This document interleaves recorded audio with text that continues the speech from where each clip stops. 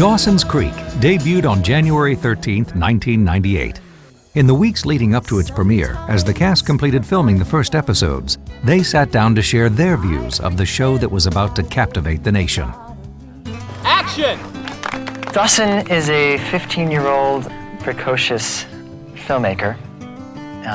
He's a bit of an innocent, a little naive, quite idealistic. He's real romantic. You mean you haven't even kissed that girl? It's not about the kiss, Joey. It's about the journey. It's about creating and sustaining magic.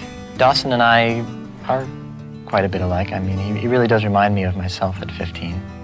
I just think our emerging hormones are destined to alter our relationship, and I'm trying to limit the fallout. Your emerging hormones aren't developing a thing for me, are they? Dawson and Joey share kind of a really great bond that falls in between the cracks of labels. I'm here for you. I was here for you in the 6th grade. I'm here for you now, okay? Suddenly they're 15 and everything's changing. I mean, Dawson is really the only stable person in her life. And Joey, she thinks she has feelings for him. What have we learned from tonight's 90210 evening? We should always stay home on a Saturday night and watch movies, because the remote and the rewind of life does not work. If they actually did kiss and start something, I don't think it would really work, because they are such good friends. It would probably mess things up. I've never thought of Joey in a romantic context. Yeah, I've always thought of her as like a sister. Yeah, I mean, these two are buddies. They've obviously been buddies for a long time. You know, in Westerns, there's like the lead cowboy and then the guy who rides on the donkey. That's me. I'm the sidekick. I come in and I cause a little ruckus and then I go right off on my donkey somewhere. The total troublemaker. I mean, anything he can do to draw focus and just cause a little ruckus and make people a little uncomfortable, that's what he does. You see, my problem is I have a focus issue. I need a slave driver. Somebody with a whip, maybe? Pacey? The reason Pacey gets involved with Tamara initially is just because he's being a goofball, and it's something fresh, and she's like a new joke to Pacey initially, but then all of a sudden it gets heavy, and then I think there's a real sweet, tender, emotional relationship that he has with her that goes beyond him just being a loudmouth. It goes way beyond him, I hope. Watch the show. If I do it well, that's what it should be. And if I don't do it well, that's what I was trying to do. I got the girl this time, Dawson. What? Yeah. Call it the law of averages, call it an act of God, call it whatever you want, but I got her. Having discussions about teen sexuality, I don't think that's a bad thing, because it happens, and it's gonna happen, and if you don't put it on television, you know, it's gonna happen anyhow. It doesn't really matter. So if you can have something positive that teenagers of this age or of any age can relate to, then I think that's a really good thing. If I said that I never thought about having sex with you, I'd be lying. Because the thought crosses my mind about 1,000 times a day. That's one of the really good things about Dawson's Creek. You got 4 different main characters, so you get 4 answers to every question. You know, when did everyone become so obsessed with sex?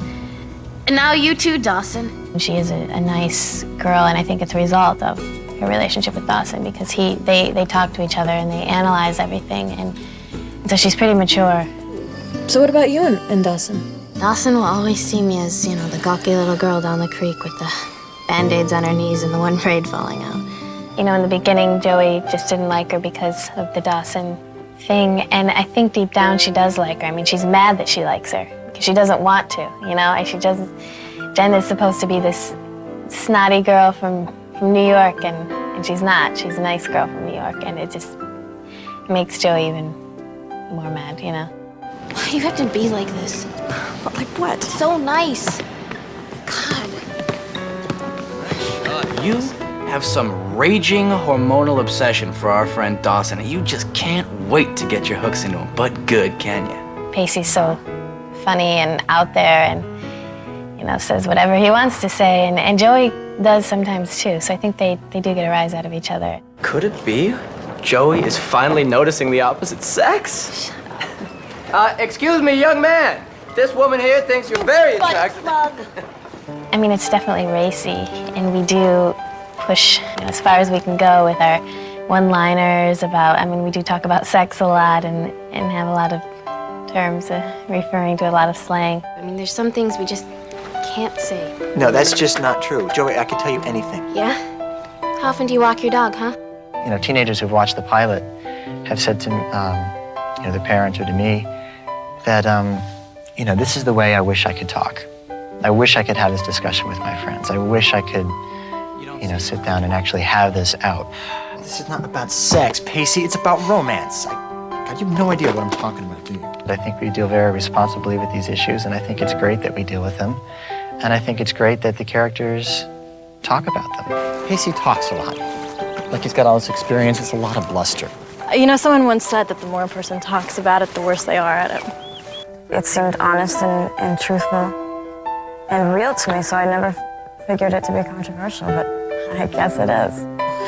They grow up too fast, stay out too late, hang out with the wrong kind of people, have sex too young. And your parents wanted to get you away from kids like that? No, Dawson, there was kids like that. Teenagers growing up now will look at what these characters are going through and say, yes, I identify, and I think anybody who's ever gone through that age will look at that and say, yeah, I remember that.